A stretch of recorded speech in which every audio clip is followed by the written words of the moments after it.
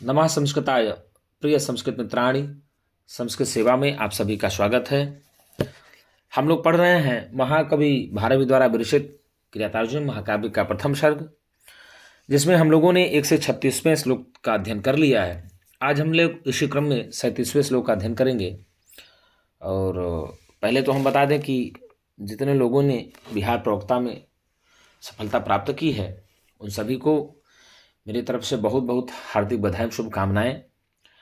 आप सभी जो आज रिजल्ट का जो परिणाम आया कल रात्रि में, उसमें जितने लोग भी सफलता प्राप्त किए, आप सभी को संस्कृत सेवा परिवार की ओर से बहुत बहुत हार्दिक शुभकामनाएं। और जो हमारे कुछ छात्र बच गए हैं, रह गए हैं, उनको तनिक भी चिंता करने की आवश्यकता नहीं है। आपके लिए संस्कृत गंगा, संस्कृत सेवा जैसी बहुत सारी संस्थाएं हैं, जिसमें से आप पढ़ करके अपने आप को संवार ले जाएंगे। तो गिरे हैं तो उठेंगे जरूर, और यदि दुख होगा तो सुख मिलेगा जरूर। तो यदि रिजल्ट नहीं आया है तो रिजल्ट आएगा जरूर, ऐसी आशा रखना है, ऐसा विश्वास रखना है। आपके लिए अच्छा लिखा होगा और इससे अच्छा लिखा होगा, इसलिए नहीं हुआ, ऐसी विश्वास के साथ आपको आगे की ओर बढ़ना है। क्योंकि अभी यूपी की भी परीक्षाएं लग ही जाएंगी, तो निश्चित है कि आपको बिहार से अच्छी जगह यूपी मिल जाएगी। इसलिए आपको चिंता करने की आवश्यकता नहीं है। आपके लिए कुछ अच्छा है तो निराश नहीं होना है, डरना नहीं है। आप तन मन से अपने लगे रहिए, मनोयोग से लगे रहिए, पूरी बुद्धि और चित्त से तैयारी करते रहिए। आपका निश्चित है कि कहीं ना कहीं होगा, और बस आप अध्ययन अपना मजबूत रखिए, तो आपका निश्चित रूप से कहीं ना कहीं होगा ही होगा। इसमें कोई दो राय नहीं है। तैयारी आप अपनी पूर्ण रखिए, चाहे बिहार हो, चाहे झारखंड हो, चाहे यूपी हो, चाहे मध्य प्रदेश हो, कहीं का भी एग्जाम होता है तो आपको सफलता निश्चित रूप से प्राप्ति हो जाएगी। तो मित्रों, हम लोग पढ़ रहे हैं किरातार्जुन महाकाव्य के प्रथम सर्ग का 37वां श्लोक।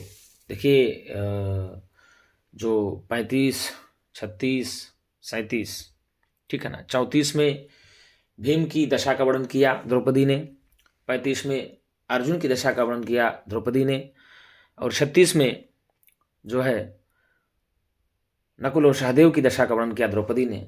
अब उसकी पश्चात अब स्वयं युधिष्ठिर को ही कहती हैं कि भाई साहब, आपकी बुद्धि में क्या है, आप क्या सोच रहे हैं, ये तो मुझे बड़ा चिंतनीय लगता है कि आपकी भी चित्रवृत्तियाँ क्या हो रही हैं। अर्थात द्रौपदी के द्वारा भीम, अर्जुन और नकुल सहदेव की दुर्दशा का वर्णन सुनने के पश्चात भी जब युधिष्ठिर शांत रहे, तब द्रौपदी निराश होकर के युधिष्ठिर की बुद्धि को समझने में अपनी असमर्थता बता रही हैं और अपनी मनोव्यथा युधिष्ठिर से निवेदित कर रही हैं इस 37वें श्लोक में। तो आइए हम लोग श्लोक पढ़ने का प्रयत्न करते हैं। इमामहं वेद न तावकीं धियं विचित्ररूपाः खलु चित्तवृत्तयः विचिन्तयन्त्या भवदापदं परां रुजन्ति चेताः प्रसभं ममाधयः। इमामहं वेद न तावकीं धियं विचित्ररूपाः खलु चित्तवृत्तयः विचिन्तयन्त्या भवदापदं परां रुजन्ति चेताः प्रसभं ममाधयः। इमामहं वेद न तावकीं धियं विचित्ररूपाः खलु चित्तवृत्तयः विचिन्तयन्त्या भवदापदं परां रुजन्ति चेताः प्रसभं ममाधयः। पहले हम लोग पदच्छेद कर लेते हैं। इमाम अहम वेद न तावकीं धियम विचित्र रूपाः खलु चित्तवृत्तयः। चित्तवृत्तियाँ कैसी हैं? विचित्र रूपों वाली हैं। विचिन्तयन्त्याः भवता पदम पराम, ठीक है ना। तो विचिन्तयन्त्याः भवत आपदम पराम, तो भवदा पदम, पराम हो गया, रुजंती चेता प्रसभम ममाधया। ठीक है ना। इस प्रकार से द्रौपदी कितना बढ़िया अब युधिष्ठिर के बारे में बोल रही है कि भाई साहब, मैं आपकी बुद्धि के प्रति सोच सोच करके तो मैं बड़ा आश्चर्यचकित हो जा रही हूँ। तो क्या कहा गुरुजी, अब अन्वय के हिसाब से हम लोग अर्थ को जानने का प्रयत्न करेंगे। तावकीम धियम इमाम अहम न वेद, अर्थात तावकीम तुम्हारी, आपकी, इमाम इस, धियम बुद्धि को, अहम मैं, न वेद मैं नहीं जानती हूँ। अर्थात तुम्हारी इस प्रकार की बुद्धि को मैं नहीं जान पा रही हूँ, मैं नहीं समझ पाती हूँ। हे युधिष्ठिर, मैं आपकी इस प्रकार की बुद्धि को नहीं जान पा रही हूँ, नहीं समझ पाती। क्यों नहीं समझ पाती? तो चित्तवृत्तयः, जो चित्त की वृत्तियाँ हैं, क्या हैं? चित्त की जो वृत्तियाँ होती हैं, चित्त के जो मनोविकार होते हैं, विचित्र रूपाः खलु, वह तो विचित्र रूपों वाली होती हैं। क्या होती हैं? विचित्र रूपों वाली होती हैं। खलु, निश्चय ही। जो चित्त की वृत्तियाँ हैं, जो चित्त के मनोविकार हैं, वह निश्चित रूप से ही विचित्र रूपों वाली होती हैं। तो पहले द्रौपदी क्या कहती हैं एक लाइन में कि भैया तावकीम इमाम धियम अहम न वेद। अरे युधिष्ठिर जी, मैं तुम्हारी या आपकी इस प्रकार की बुद्धि को नहीं जानती या नहीं समझ पाती है। क्यों नहीं समझ पाती? इसका कारण है कि जी चित्त की वृत्तियाँ हैं, जो चित्त वृत्तियाँ हैं वह विचित्र स्वरूपों वाली हैं। कैसी हैं? विचित्र स्वरूपों वाली होती हैं। इस कारण से मैं आपकी चित्त की वृत्तियों को नहीं जान पाता हूँ, इसलिए मैं आपकी बुद्धि को नहीं जान पा रही हूँ, क्योंकि जो चित्तवृत्तियाँ हैं वह विचित्र रूपों वाली होती हैं, निश्चित रूप से ही। कैसे गुरुजी? निश्चित रूप से ही। अब क्या कहा? पराम, महान, महती, भवदापदम, भवत धन आपदम, आपकी विपत्तियों को, किनकी विपत्तियों को? अर्थात युधिष्ठिर की विपत्तियों को विचिंतयन्त्याः, सोचते हुए। कैसे भैया? विचिंतयन्त्याः, सोचते हुए। फिर क्या कहा? मम, मेरी या मेरे, चेतः, चित्त को, आधयः, मनोव्यथाएं, प्रशभम, बलात्, कैसे बोला? बलपूर्वक, रुजंती, क्षत विक्षत कर रही हैं या पीड़ित कर रही हैं, नष्ट कर रही हैं। अर्थात द्रौपदी युधिष्ठिर से कह रही हैं कि हे युधिष्ठिर जी, मैं तुम्हारी या आपकी इस प्रकार की बुद्धि को नहीं जानती हूँ। क्यों नहीं जान पा रही हूँ? क्योंकि जो चित्त की वृत्तियाँ होती हैं वह निश्चित रूप से विचित्र रूपों वाली होती हैं। और आपके ऊपर आई हुई आपदा को, क्या कहा? आपके ऊपर आई गई विपत्तियों को भी विचिंतयन्ताः, सोचते हुए, मम, जो मेरे मन की मनोव्यथाएं हैं, आधया, जो मेरे मन की मनोव्यथाएं हैं, या जो मेरे मन को जो मनोव्यथाएं हैं वह प्रसभम, बलात्, बलपूर्वक से ही क्या कर रही हैं? रुजंती चेताः, बलपूर्वक से छत विछत कर दे रही हैं, नष्ट कर दे रही हैं। तो इमामहं वेद न तावकीं धियं विचित्र रूपाः खलु चित्तवृत्तयः, चित्रवृत्तयः कीदृशः भवन्ति? तो विचित्र रूपाः भवन्ति, विचित्र रूपाः के भवन्ति, तो चित्तवृत्तयः भवन्ति। यदि पूछ लेता है कि चित्तवृत्तियाँ किस प्रकार की होती हैं, तो विचित्र रूपों वाली होती हैं। और विचित्र रूपों वाली कौन होती हैं? चित्तवृत्तियाँ होती हैं। अर्थात चित्तवृत्तियाँ विचित्र रूपों वाली होती हैं। कौन कहता है? द्रौपदी कहती हैं। द्रौपदी चित्तवृत्तियों को किस प्रकार से बोल रही हैं? तो विचित्र स्वरूपों वाली बोल रही हैं। द्रौपदी किसकी बुद्धि को नहीं जान पा रही हैं? तो द्रौपदी युधिष्ठिर की बुद्धि को नहीं जान पा रही। युधिष्ठिर की बुद्धि को कौन नहीं जान पा रही हैं? द्रौपदी नहीं जान पा रही हैं। द्रौपदी युधिष्ठिर के चित्त को नहीं जान पा रही हैं या उनके बुद्धि को नहीं जान पा रही। किनसे कह रही हैं? तो युधिष्ठिर से कह रही हैं। किससे भैया? युधिष्ठिर से कह रहे हैं। और किनकी ओर आप आने वाली आपदाओं को लेकर द्रौपदी चिंतित रहती हैं? तो युधिष्ठिर की ओर आने वाली आपदाओं को लेकर के द्रौपदी चिंतित रहती हैं। क्या रहती हैं गुरु? चिंतित रहती हैं। तो इमामहं वेद न तावकीं धियं विचित्ररूपाः खलु चित्तवृत्तयः विचिन्तयन्त्या भवदापदं परां रुजन्ति चेतः प्रसभं ममाधयः। द्रौपदी युधिष्ठिर से कहती हैं कि हे युधिष्ठिर जी, तावकीम तुम्हारी इमाम इस प्रकार की धियम बुद्धि को अहम न वेद, मैं नहीं जानती हूँ, मैं नहीं समझ पाती हूँ। क्यों नहीं समझ पाती हूँ? इसका कारण ही यही है कि चित्त की जो वृत्तियाँ होती हैं या मन के जो मनोविकार होते हैं वह तो विचित्र रूपों वाली ही होती हैं। निश्चित रूप से इसमें कोई बाधा नहीं है। और क्या कहा? भवत आपदम, आपकी ओर आने वाली विपत्तियों को कैसी आपत्तियां हैं? तो भैया कहा पराम, अर्थात महान, दीर्घ और महती आपकी ओर आने वाली आपदम विपत्तियों को विचिंतयन्त्या सोचते हुए मम मेरे चेता चित्त को, मेरे चित्त को आधया मनोव्यथाएं प्रसभम बलात् रुजंती, क्षत विक्षत कर रही हैं, नष्ट कर दे रही हैं, पीड़ित कर रही हैं। तो किसके चित्त को मनोव्यथाएं क्षत विक्षत कर दे रही हैं? तो द्रौपदी के चित्त को मनोव्यथाएं क्षत विक्षत कर दे रही हैं। द्रौपदी के चित्त को कौन क्षत विक्षत कर दे रही हैं? तो मनोव्यथाएं व्याधियाँ क्षत विक्षत कर दे रही हैं। क्या कर दे रही हैं गुरुजी? मन की मनोव्यथाएं क्षत विक्षत कर दे रही हैं। अर्थात द्रौपदी के मन को क्षत विक्षत करने वाली कौन है? तो मन की मनोव्यथाएं हैं। यह द्रौपदी किससे कह रही हैं?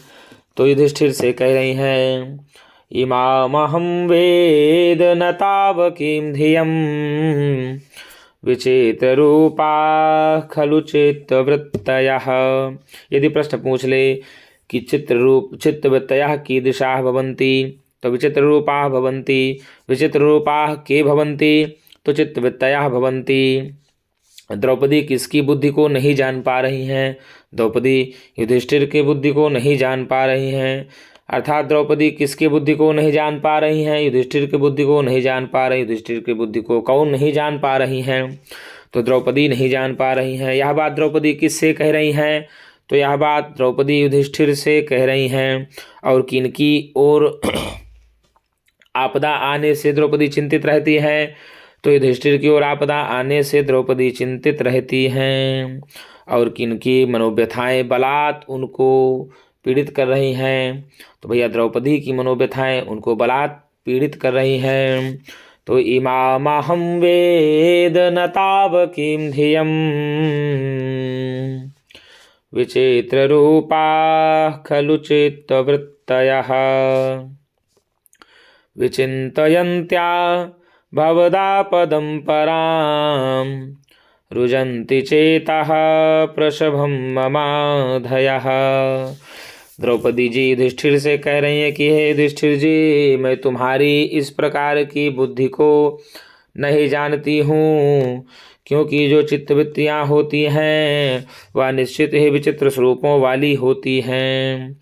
क्योंकि बहुत ही दीर्घ पराम महती आपकी और विपत्तियों को या आपदाओं को सोचते रहने के कारण से, क्या करने से? सोचते रहने के कारण से मम मेरी चेता चित्त को जो आधियाँ हैं, जो मैंने बताए हैं, वह प्रसभम बलात् बलपूर्वक से ही क्या कर दे रही हैं? क्षत विक्षत कर दे रही हैं, नष्ट कर दे रही हैं। तो द्रौपदी के मनोव्यथाओं को, अब द्रौपदी को क्षत विक्षत कौन कर दे रही है? तो द्रौपदी के चित्त, हाँ प्रश्न आएगा कि द्रौपदी के चित्त को कौन क्षत विक्षत कर दे रही हैं? तो द्रौपदी के मन की व्यथाएं या मनोव्यथाएं क्षत विक्षत कर दे रही हैं। तो आइए अब हम लोग इसमें क्या जानेंगे गुरुजी? इसमें हम जानने का प्रयत्न करेंगे कि कौन सी विभक्ति, कौन सा वचन, कौन सा शब्द रूप है। ये सब हम लोग जानने का प्रयत्न अब करेंगे। तो इमाम क्या दिया? इमाम जो है यह इदम शब्द का सर्वनाम स्त्रीलिंग द्वितीय विभक्ति एक वचन का रूप है और यह धियम का विशेषण है। इमाम धियम, इस बुद्धि को, अहम न वेद, मैं नहीं जानती हूँ। किसकी बुद्धि को? तावकीम धियम, इमाम इस तुम्हारी या आपकी, धियम बुद्धि को, अहम मैं, न वेद मैं नहीं जानती हूँ। तो द्रौपदी कहती है कि हे युधिष्ठिर जी, मैं आपकी इस प्रकार की बुद्धि को नहीं जानती हूँ, क्योंकि जो चित्त की वृत्तियाँ होती हैं वह निश्चित रूप से ही विचित्र स्वरूपों वाली होती हैं।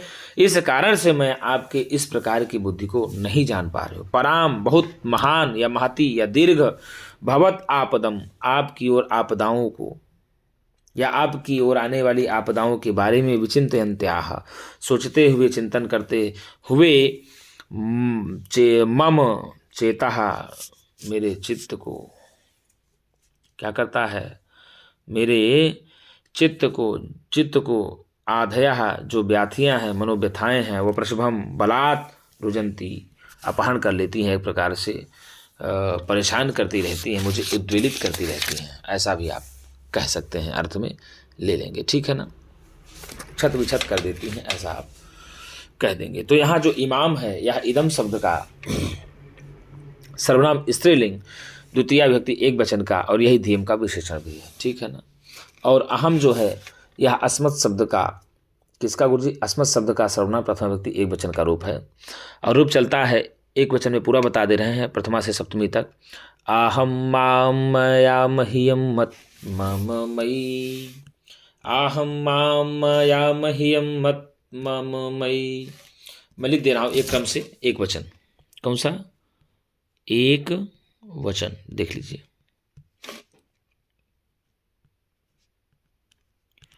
अहम माम मया मह्यम मत मम मयि, अहम माम मया मह्यम मत मम मयि। तो इस प्रकार से रूप चलता है सप्तमी तक। तो यहाँ तो एक वचन का है, अस्मत् शब्द का सर्वनाम शब्द रूप है, ठीक है। अब आगे दिया है क्या गुरुजी? आगे दिया हुआ है कि वेद, यह वेद क्या है? तो यहाँ पर जो वेद है गुरुजी, यह क्रियापद है, विद धातु से लट लकार उत्तम पुरुष एक वचन का है। किससे गुरुजी? विद धातु से लट लकार उत्तम पुरुष एक वचन का है रूप। और रूप चलता है वेत्ति वित्तः विन्दन्ति, लिख देते हैं एक बार, देख लीजिए। रूप क्या चलता है? वेत्ति वित्तः विन्दन्ति, ऐसे वेत्ति वित्तः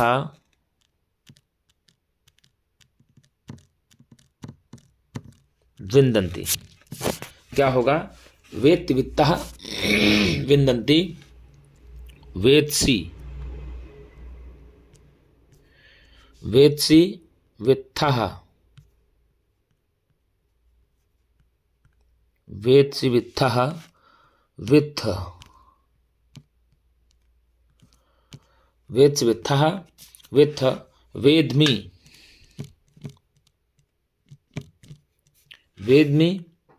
विद्वः विद्मः। तो वेत्ति वित्तः विन्दन्ति, वेत्सि वित्थः वित्थ, वेद्मि विद्वः विद्मः।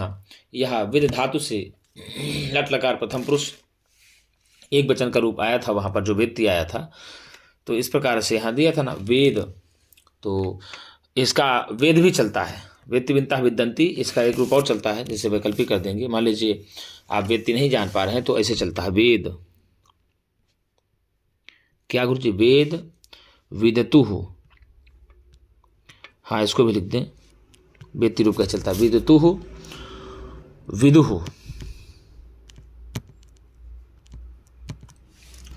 वेद विदतुः विदुः, वेत्थ विदथुः,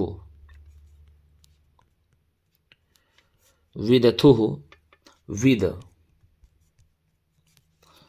अब वेद, वेद्व, वेद्व, वेद्म।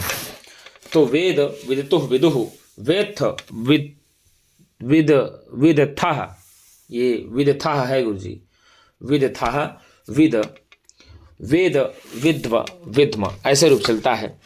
तो इसको आप यही कर लेंगे। विद धातु का ही परस्मैपदी रूप है और एक वचन का रूप है। किसका है गुरुजी? एक वचन का है। तो वेद शब्द जो है विद धातु का है। वेद, विदतुः विदुः, क्या पढ़ेंगे? वेद, विदतुः विदुः, वेत्थ विदथुः विद, वेद, विद्व, विद्म, ऐसे रूप चलता है। ठीक है। यदि वेद का पूछेगा तो आप ऐसा बताएंगे। ना यहाँ व्यय है। और तावकीम जो है, यह तावकी शब्द है, ईकारांत स्त्रीलिंग का रूप है। किसका रूप है? ईकारांत स्त्रीलिंग का है। यह द्वितीय व्यक्ति एक वचन का रूप है और यह भी धियम का विशेषण ही है। तो धियम का क्या क्या विशेषण हुआ? तो इमाम और तावकीम। धियम अहम न वेद। द्रौपदी कह रही हैं कि हे युधिष्ठिर जी, मैं तुम्हारी इस प्रकार की बुद्धि को नहीं जानती हूँ। ठीक है। तो तावकीम भी, तावकी शब्द ही कारांत स्त्रीलिंग का, द्वितीय व्यक्ति एक वचन का रूप है, धियम का विशेषण है। और जो धियम है यह धी शब्द का, किसका गुरुजी? धी शब्द का ईकारांत स्त्रीलिंग शब्द रूप है, यह द्वितीय व्यक्ति एक वचन का रूप है। ठीक है ना। और विचित्र रूपा जब आ जाएंगी तो विचित्र रूपा शब्द है, यह आकारांत स्त्रीलिंग शब्द रूप है और प्रथम व्यक्ति बहुवचन का है, यह भी चित्तवृत्तियों का विशेषण है। तो चित्तवृत्तयः कीदृशाः? तो चित्तवृत्तयः विचित्र रूपाः, विचित्र रूपाः के, तो चित्तवृत्तयः। ठीक है ना। तो विचित्र रूपाः शब्द आकारांत स्त्रीलिंग प्रथम व्यक्ति बहुवचन का रूप है, चित्तवृत्तयः। तो विचित्र रूपाः काः बनेगा, के नहीं होगा। विचित्र रूपाः काः, तो चित्तवृत्तयः। चित्तवृत्तयः कीदृशाः? तो विचित्र रूपाः, जो क्योंकि स्त्रीलिंग है तो का के का रूप चलता है, के नहीं होगा। तो विचित्र रूपाः काः भवन्ति? चित्तवृत्तयः भवन्ति। चित्तवृत्तयः कीदृशाः भवन्ति? तो विचित्र रूपाः भवन्ति, ऐसा आप रूप लगाएंगे। ठीक है। और खलु जो है यहाँ पर निपात है, आप बे इसको कहते हैं। और पर फिर जो चित्तवृत्तयः आया है, यह चित्तवृत्ति शब्द है, इकारांत स्त्रीलिंग है, प्रथम व्यक्ति बहुवचन का रूप है, यह विचित्र रूपाः का विशेष है और विचित्र रूपा चित्तवृत्तयः का विशेषण है। ठीक है। आगे दिया हुआ कि विचिन्तयन्त्याः, तो विचिन्तयन्ती शब्द है, यहाँ ईकारांत स्त्रीलिंग है, यह षष्ठी व्यक्ति एक वचन का रूप है, यह मम का विशेषण है। इसका विशेषण है विचिन्तयन्त्याः मम, मम मेरी, किसकी भैया? मेरी, मेरी यानी द्रौपदी की। मम पद से किसका बोध होता है? तो द्रौपदी पद का, द्रौपदी का बोध होता है। तो विचिन्तयन्ती शब्द है, इकारांत स्त्रीलिंग शब्द है, यह षष्ठी व्यक्ति एक वचन है और विशेषण है मम का। ठीक है ना। अब जो भवत, या जो भवत है गुरुजी, अभी आप लोगों ने पढ़ा था ना भवदापदम, तो भवदापदम पूरा पद देते हैं। तो भवदापद शब्द है, कौन सा शब्द है? भवदापद शब्द है, ह्यालंत है, स्त्रीलिंग है, द्वितीय व्यक्ति एक वचन का रूप होगा। ठीक है ना। और पराम जो है, यह पराम दिया, तो पराम परा शब्द है, आकारांत स्त्रीलिंग है, द्वितीय व्यक्ति एक वचन का रूप है, अब भवदापदम का विशेषण है, भवदापदम पराम। ठीक है ना। इस प्रकार से आप लेंगे। और क्या कहा? महान आपकी ओर आपदाओं को, आपकी ओर आने वाली आपदाओं को सोचते हुए जो मम जो जो मेरे जो मुझे या मेरे चित्त की जो मनोव्यथाएं हैं वह प्रसभम बलात् ही मुझे क्या करती हैं? उद्वेलित करती हैं। और रुजंती, ये जो दिया हुआ है यह भी क्रियापद है। तो रुज धातु से ही लट लकार प्रथम पुरुष बहुवचन की क्रिया है। रुज धातु से लट लकार प्रथम पुरुष बहुवचन की क्रिया होगी और रूप चलता है रुजति, रुजता, रुजंती। क्या चलता है रूप गुरुजी? देख लेते हैं एक बार और लिखने का भी प्रयत्न कर लेते हैं। रूप चलता है रुजति, रुजता, रुजंती, ऐसे रुजति, रुजतः, रुजन्ति, रुजन्ती। ठीक, इसको आप ती मानिएगा। और रुजसी,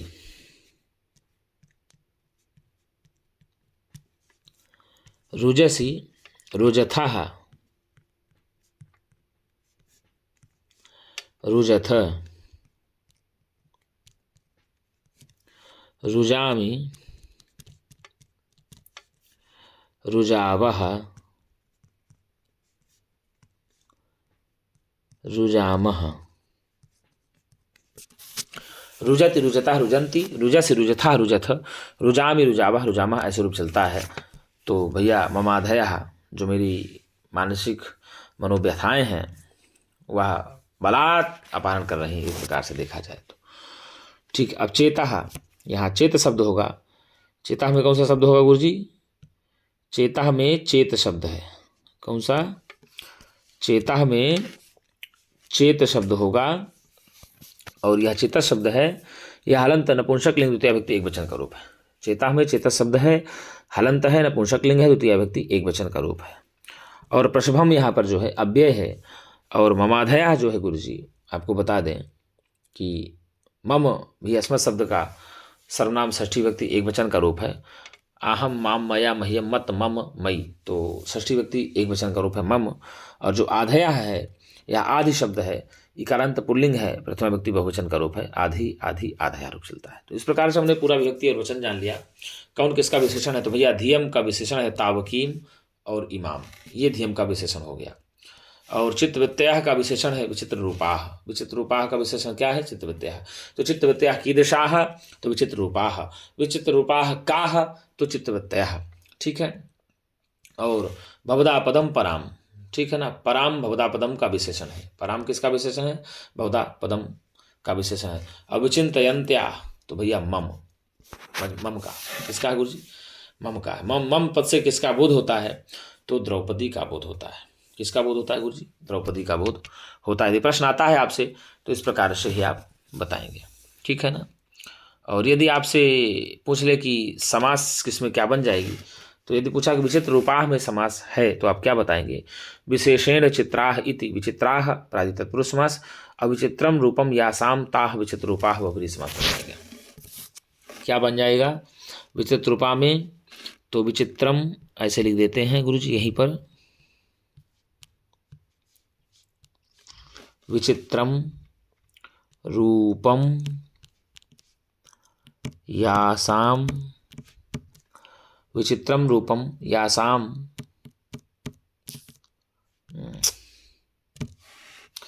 ताह, विचित्रम रूपम यासाम ताह बराबर विचित्र रूपाह, तो बहुब्रीहि समास बन जाएगा। कौन सा समास बन जाएगा गुरु जी? विचित्रम रूपम यासाम ताह बराबर बहुब्रीहि समास बन जाएगा। ठीक। और यदि पूछ ले आगे कि चित्तवृत्तयः में कौन सा समास है, तो गुरु जी चित्तस्य वृत्तयः, क्या कहेंगे? चित्तवृत्तयः में यदि पूछेगा तो क्या बताएंगे आप? चित्तस्य वृत्तयः, ऐसे करेंगे, ऐसे ऐसे ऐसे, चित्तस्य वृत्तयः इति चित्तवृत्तयः, चित्तस्य वृत्तयः इति चित्तवृत्तयः, षष्ठी तत्पुरुष समास। कौन सा समास बन जाएगा? षष्ठी तत्पुरुष समास बन जाएगा, ठीक है ना। अब भवदा पदम में तो भवतः आपद इति, यदि पूछ ले भवदा पदम में कौन सा समास होगा, तो भवतः भवतः आपद आपद इति, तो बन जाएगा भवदा पद, अताम भवदा पदम बन जाएगा। तो षष्ठी तत्पुरुष समास, षष्ठी तत्पुरुष समास हो जाएगा, ठीक है ना। तो इस प्रकार से समास भी पूछता है तो आप लोग ऐसे बता ही देंगे। और यदि विचिंतयन्ताः बहुधा पदम में संधि पूछा जाए तो भाई साहब इसमें सजुषो रू स्वरूप तो हो जाता है, और विचिंतयन्त्याः रू बन जाता है, फिर बहुत आपदम बना, बहुत आपदम बना, फिर भो भगो अघो अपूर्वस्य सूत्रशयोसी, सूत्र से रू को या आदेश होकर के ही विचिंतयन्त्या या बहुत आपदम बना, फिर इस स्थिति में हल सर्वेशाम सूत्र से ही हल भकार परे रहते या का लोप होकर के विचिंतयन्त्या बहुत आपदम रूप बन जाता है। अब भवधन आपदम बराबर बहुधापदम। यदि पूछ ले कि बहुधापदम में कौन सी संधि है, तो भवत धन आपदम बराबर बहुधापदम बन जाएगा। तो हल संधि व्यंजन संधि है। कौन संधि है? हल संधि यानी व्यंजन संधि हो जाएगी। और यदि ममाधया में पूछ ले, किसमें गुरुजी? यदि ममाधया में पूछ ले तो कौन सी संधि बताएंगे आप? तो मम धन आधयः, मम धन आधयः बराबर ममाधयः आकाश वर्णे दीर्घः, सूत्र से दीर्घ संधि हो जाएगी। कौन सी गुरुजी? दीर्घ संधि हो जाएगी। अब यदि तावकीम में पूछ ले कौन सा प्रत्यय है, तो भैया अण प्रत्यय हो, तवक से अण बन जाएगा। क्या है? तवक, अण और गीप, तवक अण गीप तावकीम बन जाएगा। ठीक, और इसमें शब्द है। और धियम का यदि पूछ लेगा कौन सा है तो कैसे बनेगा? तो ध्ययी, ध्ययी क्विप, ध्ययी क्विप अम, तो धियम बन जाएगा। क्विप प्रत्यय हो जाता है। कौन सा प्रत्यय हो? क्विप हो जाता है। अब विचित्र रूपाह में यदि पूछ ले तो क्या कहेंगे? तो विचित्र धन रूपप हो जाएगा। क्या होगा? विचित्र धन रूपप, तो विचित्र रूपाह बन जाएगा। अब विचित्र अंत्याह में यदि पूछ ले तो वी धन चिंत धन ऋच धन सत्री धन गीप, और षष्ठी में घस लग करके बन जाता है विचिंतयन्त्याः। विचिंतणिच शत्र गीप कश विचिंतयन्त्याः बन जाएगा। ठीक है, षष्ठी विभक्ति एक वचन में। किसमें गुरुजी? षष्ठी विभक्ति एक वचन में बन जाएगा। और यदि चेता की बात किया जाए तो चित्त से, क्या कहा गुरुजी? चित्त से असुन, चित्त से असुन होकर के चेता रूप बन जाएगा। और आधया में आंग धाकी हो जाएगा। क्या होगा गुरुजी? आधया में आंग धा की हो जाएगा। आधया में आंग धा की आधया हो जाएगा। ठीक है ना? तो इस प्रकार से हम लोगों ने टिप्पणी भी जान ली, हम लोगों ने शब्दरूप भी जान लिए, हम लोगों ने समास भी जान लिया, हम लोगों ने शब्दार्थ भी जान लिया। तो एक बार फिर देख लेते हैं। इमामहं वेद न तावकीं धियं विचित्र रूपा खलु चित्तवृत्तयः विचिन्तयन्त्या भवदापदं परां रुजन्ति चेतः प्रसभं ममाधयः। अरे युधिष्ठिर जी, मैं आपकी इस प्रकार की बुद्धि को तो जानती ही नहीं हूँ। क्यों नहीं जानती हूँ? क्योंकि जो चित्त की वृत्तियाँ होती हैं, जो मन के मनोविकार होते हैं, वह निश्चित रूप से ही तो विचित्र स्वरूपों वाले होते हैं। और क्या कहा? महान से महान, बड़े से बड़ा या बड़े से बड़ा आपकी ओर आने वाली आपदाओं को, बड़ी से बड़ी आपकी ओर आने वाली आपदाओं की चिंतन विचिंतनता सोचते रहने पर ही मम मेरा जो चित्त है वह मन की व्यथाएं, मनोव्यथाएं प्रस्पम बलात् रूप से ही रुजंती, मुझे उद्वेलित कर दे रही हैं, मुझे परेशान कर दे रही हैं। क्या कर दे रही हैं गुरुजी? परेशान कर दे रही हैं। मन की मनोव्यथाएं किसको परेशान कर दे रही हैं? तो द्रौपदी को परेशान कर दे रही हैं। इमामहं वेद न तावकीं धियं विचित्र रूपा खलु चित्तवृत्तयः विचिन्तयन्त्या भवदापदं परां रुजन्ति चेतः प्रसभं ममादयः। अर्थात द्रौपदी जी युधिष्ठिर से कह रही हैं कि हे युधिष्ठिर जी, तुम्हारी इस बुद्धि को मैं नहीं जानती, क्योंकि चित्तवृत्तियाँ विचित्र रूपों वाली होती हैं, किंतु आपकी महान विपत्तियों को सींचते हुए जो मेरी मनोव्यथाएं हैं वह मेरे चित्त को बलपूर्वक ही छत विक्षत कर दे रही हैं, मुझको झकझोर दे रही हैं, मुझको परेशान कर दे रही हैं। अर्थात किनकी विपत्तियों को सोचते हुए द्रौपदी की चित्त को बलपूर्वक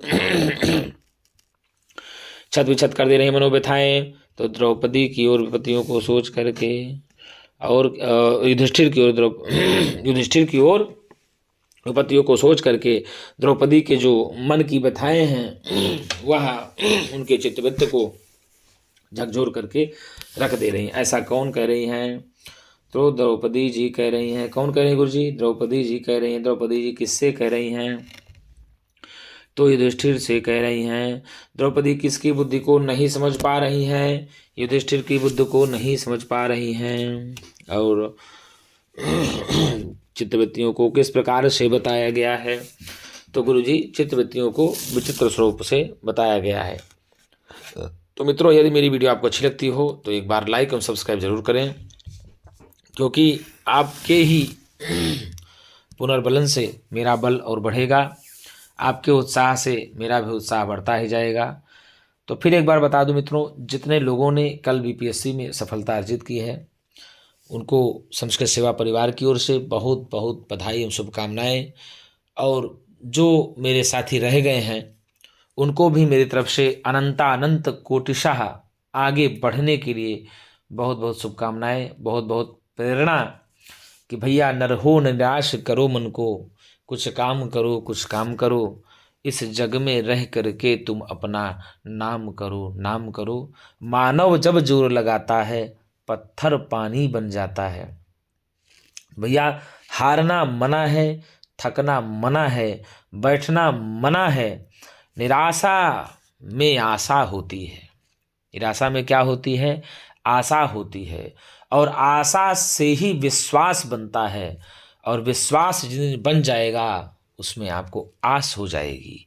और जब आस हो जाएगी गुरुजी, तो निश्चित रूप से कहीं न कहीं आपको सफलता मिल ही जाएगी। तो आस होनी चाहिए सफलता की, आशा होनी चाहिए सफलता की, विश्वास होना चाहिए, दृढ़ अटल शक्ति इच्छा होनी चाहिए, तनिक भी डरना नहीं है। अरे भैया वो योद्धा ही कौन जो मैदान छोड़कर भाग जाए? मैदान छोड़ के भागना नहीं है, डटे रहना है, लगे रहना है। एक न एक दिन सफलता पुनः आपके कदमों को चूमेगी, ये निश्चित ही है कि चूमेगी, इसमें कोई दो राय नहीं है, कोई शंका नहीं है। और तो मित्रों, आप कितना भी रिजल्ट आपका कुछ भी हो, इससे घबराना नहीं है। मैं बार बार यही कहता हूँ, डरना नहीं है। मैं बार बार यही कहता हूँ कि डर गए तो मर गए, इसलिए डरना मना है, क्योंकि डर के आगे जीत है। आप लोग सुनते हैं। तो द्रौपदी देखिए खुद कह रही है कि हे युधिष्ठिर जी, मैं आपकी इस प्रकार की बुद्धि को नहीं जानती हूँ। क्यों नहीं जानती हूँ? उसका कारण है कि जो चित्त की वृत्तियाँ होती हैं वह बड़ी विचित्र स्वरूपों वाली होती हैं। और इस प्रकार की महान आपकी ओर आने वाली आपदा को देख करके, या आपके आपदा के बारे में सोच करके, जो मेरा मन है, मेरा चित्त है, उसको चित्त की जो मेरी मनोव्यथाएँ हैं वह मेरे मन को बलात् ही क्या कर दे रहे हैं? बलात् ही मेरे मन को क्षति विक्षत कर दे रहे हैं, परेशान कर दे रहे हैं। ऐसा कौन कह रही हैं? द्रौपदी कह रही हैं। कहाँ कह रही हैं? किरातार्जुनीयम में कह रही हैं। किससे कह रही हैं? तो युधिष्ठिर जी से कह रही हैं। किससे कह रही हैं? युधिष्ठिर जी से कह रही हैं। तो मित्रों, आज के लिए इतना ही। हम पुनः एक नई वीडियो के साथ मिलेंगे। तब तक के लिए नमः संस्कृताय, शुभ रात्रि चा।